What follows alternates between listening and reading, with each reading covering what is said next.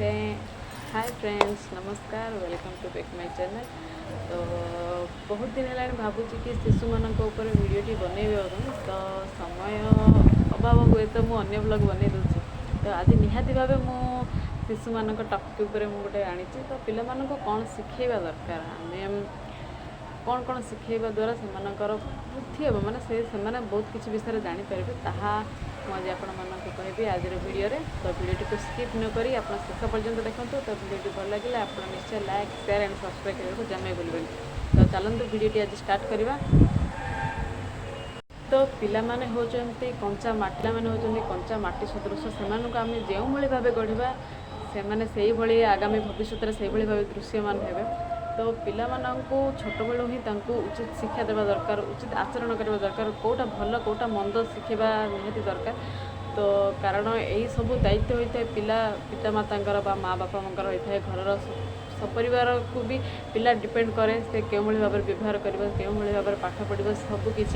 तो माँ बापा हिसाब से आमर एतिकी कर्तव्य जे पिला माननकु उचित शिक्षा देवा। तो चलतु मुझे आपको किसी टिप्स दिउछि, तो आपण मैंने निश्चय ध्यान रखु। तो प्रथम करी तो कहवाक चाहिए कि पिला माने छोट पिला माने भल मंद आचार व्यवहार किसी से जानी न था। तो फास्ट आम उचित शिक्षा देवा आ भल व्यवहार शिखेबा दरकार। से क्या को क्यों भाव व्यवहार कर तो समस्त को क्यों भाव व्यवहार कर तार बिहेव विषय आम चिंता करवा दरकार। तो फास्ट हूँ व्यवहार। तो सेकेंड आसला कि पिला अनेक समय आचरण व्यवहार भूल कर का कथा भी शुणी न था, बहुत अझट होता है। से समय आम विरक्ति हवा उचित नुहे। तो विरक्ति ही पिटिले भी किसी लाभ नहीं। तो पिला माननकु जिते संभव आपण पिला माननकु बुझातु, बुझा चेष्टा करंतु। तो ता द्वारा पिला मानकर मानसिक विकास अधिका हे। कारण आम रागिकी पिटिदेले से किसी हबार नहीं, से दुष्ट ही हम। तो आम फास्ट आम बुझेबा दरकार।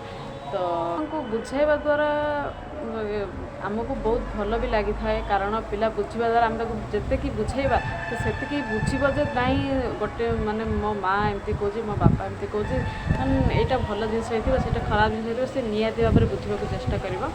तो पिला माननकु जिते संभव पारंतु बुझातु, कौन भी कथार पिटंतु नहीं बा गाली करंतु नहीं। तो सेकेंड आसला कि पिला मानकर पिला माने बहुत मोबाइल टेलीविजन बा टीवी देखा बहुत पसंद करथांती। कारण टीवी रे तो कार्टून, मोबाइल रे भी तो कार्टून, यूट्यूब जहाँ भी किसी सब किसी पिला माने मोबाइल माने इंटरनेट दुनिया रे बहुत व्यस्त रोचंती। तो सेमानकु बुझातु नहीं एटा भल नुहे सेटा भल नुहे। कारण टीवी किंबा सेलफोन को कौन टीवी तो समस्त ड्राइंग रूम रे समस्त घर थाए, किंतु टीवी एक निर्दिष्ट समय पिला मानकु देखा दिंतु।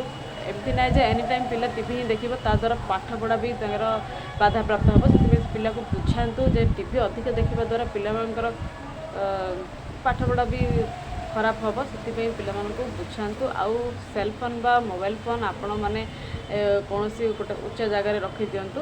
तो से लॉक करी निश्चय रखु, जहाँद्वारा कि पिला माने खोली पारे, लॉक खोली पारे नहीं, जहाँद्वारा पिला माने भी देखिपारे नहीं।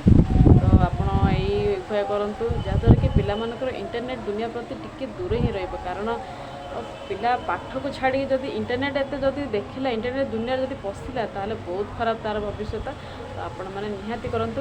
तो कम से कम अल्प टिके टीवी देखा को निहाती दिंतु। कहीं पाठ पाठ पाठ पढ़ी तो केबे तो सब बेले तो सब समय पाठ पढ़ी हेनी। तो किसी खुशी करने आपड़ किसी निहाती समय बाहर करके पिला मानकु टीवी देखातु।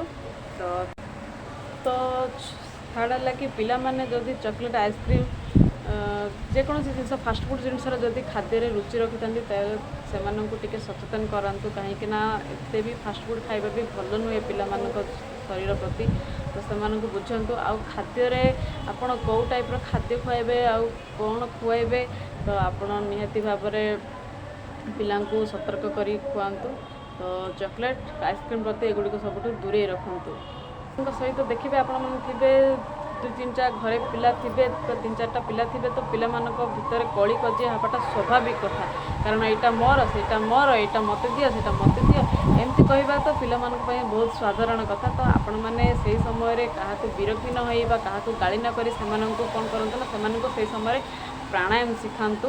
जहाँद्वारा कि पिला एक्सरसाइज पर मन रहा जहाँद्वारा कि से पिलाମାନଙ୍କର राग भी शांत ହେଇଯିବେ ଆଉ ସେ ପୁରୁଣା ସେଇ ଟପିକ୍ ପାଇଁ ଯେଉଁ ମାଡ଼ ଝଗଡ଼ା ବି ଯେଉଁ ଲାଗୁଥିବେ ଯାହା ବି ସେଗୁଡ଼ାକ ସବୁ ଭୁଲିଯିବେ। ତ ସେଇ ସମୟରେ ଆପଣ ନିହାତି ଭାବେ ପ୍ରାଣାୟାମ ଶିଖନ୍ତୁ। ତ ପ୍ରାଣାୟାମ ଶିଖିବା ଦ୍ୱାରା କ'ଣ ନା ପିଲାମାନେ ରାଗ ଶାନ୍ତ ହୁଏ, ଯାହାଦ୍ୱାରା କି କଳିଗ ଝଗଡ଼ା ଟିକେ କମ୍ ହୁଏ ପିଲାମାନଙ୍କୁ। ତ ଆପଣ ଏହା ନିଶ୍ଚୟ ଟ୍ରାଏ କରନ୍ତୁ। ତ ଫୋର୍ଥ ଆସିଲେ କି ପିଲାମାନେ ସାଧାରଣତଃ ଦେଖୁଥିବେ ଲୁଗାପଟା ସବୁ ଝିକାଝିକି କରିକି ଏପଟେ ସେପଟେ ଏଇଠି ସେଇଠି ଖଟ ତଳେ କେଉଁଠିକି ସୋଫା ଉପରେ କେଉଁଠିକି ଆଲମିରା ଉପରେ ଏସବୁ ଯାହା ବି କିଛି ପକାନ୍ତି ସେମାନେ ପିଲାମାନଙ୍କର କାମ ହିଁ ସେଇଆ। ତ ଆପଣମାନେ ଯଦି ଆପଣଙ୍କ ଛୁଆ ଯଦି ସେଭଳି କରୁଛନ୍ତି ତ ପିଲାମାନଙ୍କୁ ବୁଝାନ୍ତୁ, ତାଙ୍କୁ କୁହନ୍ତୁ କି ସେ ଲୁଗାକୁ ସାଇଜ୍ କରି ରଖିବ, ସେ ପ୍ୟାଣ୍ଟ ସାର୍ଟକୁ ସାଇଜ୍ କରି ରଖୁ। ତ ନିଜ ୱେରେ ସେ ଯେମିତି ରଖୁଛି ନା କାହିଁକି ରଖୁ। ତ ଆପଣ ତାକୁ ହିଁ କୁହନ୍ତୁ, ମାନେ ଛୁଆଙ୍କୁ ହିଁ କୁହନ୍ତୁ ପିଲାମାନେ ତ ଯାହା ବି ସେ ସେମିତି ସାଇଜ୍ କରୁଛି କରୁ। ତ ଆପଣମାନେ ତାଙ୍କ ଢଙ୍ଗରେ ହିଁ ତାଙ୍କୁ କୁହନ୍ତୁ ସଜେଇବାକୁ, ଯାହାଦ୍ୱାରା କି ପିଲାମାନଙ୍କର ଗୋଟେ କାମ ହେବା ସହିତ ସେମାନେ ଆକ୍ଟିଭ୍ ସେମାନେ ଜାଣିପାରିବେ ଯେ ଏଇଟା ଏମିତି ରଖାଯାଏ, ସେଇଟା ସେମିତି ରଖାଯାଏ, ତ ଜାଣିପାରିବେ।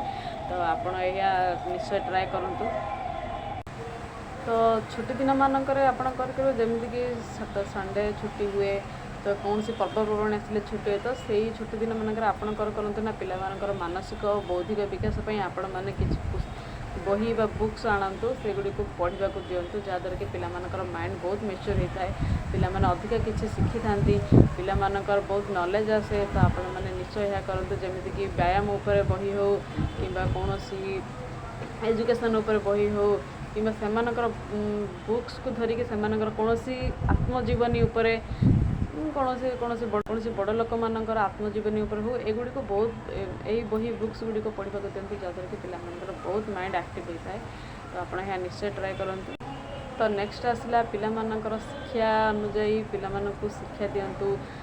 ଚିତ୍ର ଯଦି ଆପଣଙ୍କ ଛୁଆ ଯଦି ଚିତ୍ରରେ ଇଣ୍ଟରେଷ୍ଟ ଥାଏ ତ ପିଲାମାନଙ୍କୁ ସେଇ ଚିତ୍ର ବୁକ୍ସ ଆଣିକି ଦିଅନ୍ତୁ, ଡ୍ରଇଂସ୍ ବୁକ୍ ଆଣନ୍ତୁ, ତୁଳି ରଙ୍ଗ ଆପଣ ଯାହା ସେଥିପାଇଁ ଯେଉଁ ସାମଗ୍ରୀ ଦରକାର ଆପଣ ଆଣିକି ଦିଅନ୍ତୁ। କାରଣ ଛୁଆ ଆପଣଙ୍କ ଯେଉଁଥିରେ ଇଣ୍ଟରେଷ୍ଟ ସେଥିରେ ବହୁତ ଭଲ କରେ, ବହୁତ ଭଲ ଆଶା କରେ। ତ ଆପଣମାନେ ସେୟା ନିଶ୍ଚୟ କରନ୍ତୁ। ତ ଆପଣଙ୍କ ଛୁଆ ଯଦି ଡ୍ୟାନ୍ସରେ ମନ ଅଛି ତ ଆପଣମାନେ ତାଙ୍କୁ ଉଚିତ ଶିକ୍ଷା ଦିଅନ୍ତୁ। ଡ୍ୟାନ୍ସର ଶିକ୍ଷା ଦିଅନ୍ତୁ। ଯଦି ଆପଣଙ୍କ ପିଲା ଗୀତ ଗାଇବାକୁ ପସନ୍ଦ କରିଥାଏ ତ ଆପଣ ସେଇ ଗୀତ ବି ଶିକ୍ଷା ଦିଅନ୍ତୁ, ଯାହାଦ୍ୱାରା କି ପିଲାମାନଙ୍କର ସବୁ ଟାଇପ୍ରେ ବା ସବୁ କ୍ଷେତ୍ରରେ ପିଲାମାନଙ୍କର ମାଇଣ୍ଡ ଆକ୍ଟିଭ୍ ହୋଇଥାଏ, ଯାହାଦ୍ୱାରା କି ପିଲାମାନଙ୍କର ଆଗାମୀ ଭବିଷ୍ୟତ ପାଇଁ ବହୁତ କାର୍ଯ୍ୟରେ ଆସିଥାଏ। ତ ଆପଣମାନେ ଏହିସବୁ ସୁବିଧା କରନ୍ତୁ। ତ ନେକ୍ସଟ ଆସିଲା କି ଯଦି ପିଲା ଆପଣଙ୍କର ସାଇକେଲିଂ କରିବାକୁ ବହୁତ ପସନ୍ଦ କରିଥାଏ ତ ଆପଣମାନେ ନିହାତି ତାକୁ ଆଗ୍ରହ ପ୍ରକାଶ କରାନ୍ତୁ, ତ ଆପଣଙ୍କୁ ଉତ୍ସାହିତ କରନ୍ତୁ। ବାପା ମାଆର ସହଯୋଗ ବିନା ପିଲାଟି କେବେ ବି ଆଗକୁ ବଢ଼ିପାରେନି। ତ ଆପଣମାନେ ନିହାତି ସପୋର୍ଟ କରନ୍ତୁ, ଯାହାଦ୍ୱାରା କି ପିଲାମାନେ ସାଇକେଲିଂରେ ମନେ ରଖିବା ଦ୍ୱାରା ଯାହାଦ୍ୱାରା କି ବହୁତ ଆଗକୁ ବଢ଼ିବ ତ ସିଏ କିଛି ଶିଖିବା ଦ୍ୱାରା କି ଅନ୍ୟମାନଙ୍କୁ କିଛି ବି ଶିଖେଇବ। ତ ଆପଣମାନେ ନିହାତି ଭାବେ ପିଲାଙ୍କର ଯେଉଁଥିରେ ରୁଚି ଆପଣ ସେଥିରେ ତାକୁ ଆଗକୁ ନିଅନ୍ତୁ, ତ ତାକୁ ସପୋର୍ଟ କରନ୍ତୁ। ତ ଲାଷ୍ଟ ଆସିଲା କି ପିଲାମାନେ ସମସ୍ତେ ହେଉଛନ୍ତି ଅନୁକରଣ ପ୍ରିୟ। ତ ସେମାନେ ଯାହା ଦେଖନ୍ତି ତାହା ହିଁ କରନ୍ତି। ତ ପିଲାମାନଙ୍କର ଆଚରଣ ବ୍ୟବହାରରେ ଯଦି ପରିବର୍ତ୍ତନ ଆଣିବାକୁ ଚାହୁଁଛନ୍ତି ତାହେଲେ ଆପଣ ଘରେ ସମସ୍ତେ ନିଜ ଆଚରଣ ବ୍ୟବହାର ପରିବର୍ତ୍ତନ ଆଣନ୍ତୁ। ତ ଦେଖିବ ପିଲା ଅଟୋମେଟିକାଲି ଆପଣଙ୍କର ପିଲା ନିଶ୍ଚୟ ଆଚାର ବ୍ୟବହାରରେ ଠିକ୍ଠାକ୍ ହେଇଯିବ ତା'ର। ତ ଆପଣ ସେଥିପାଇଁ ଟେନସନ୍ ନେବା ଦରକାର ନାହିଁ। ତ ଆଜିର ତ ଟପିକ୍ ଥିଲା, ବହୁତ କିଛି ଟପିକ୍ ଥିଲା, ମୁଁ ଆଜି ବହୁତ କିଛି କହିଲି। ତ ଆପଣମାନେ ବି ନିଜ ଘରେ ପିଲାମାନଙ୍କୁ ନିଜ ଦାୟିତ୍ୱରେ ରଖନ୍ତୁ, ପିଲାମାନଙ୍କୁ ସଂସ୍କାର ଦିଅନ୍ତୁ, ଶିକ୍ଷା ଦିଅନ୍ତୁ, ସହଯୋଗ କରନ୍ତୁ। ଆଗାମୀ ଭବିଷ୍ୟତ ବି ତାଙ୍କୁ ଉତ୍ସାହିତ କରନ୍ତୁ। ତ ଆଶା କରୁଛି ଆଜିର ଭିଡ଼ିଓଟି ଆପଣମାନଙ୍କୁ ଭଲ ଲାଗିବ। ତ ଭିଡ଼ିଓଟି ଭଲ ଲାଗିଲେ ନିଶ୍ଚୟ ଲାଇକ୍ ଆଣ୍ଡ ସେୟାର କରିବେ। ତ ମୋ ଚ୍ୟାନେଲରେ ଯେଉଁମାନେ ନୂଆ ଅଛନ୍ତି ତ ଜଲ୍ଦି ଯାଇ ସବସ୍କ୍ରାଇବ୍ ବଟନ୍କୁ କ୍ଲିକ୍ କରନ୍ତୁ। ତ ଆଜିର ଭିଡ଼ିଓଟି ଏଠି ଏଣ୍ଡ କରୁଛି।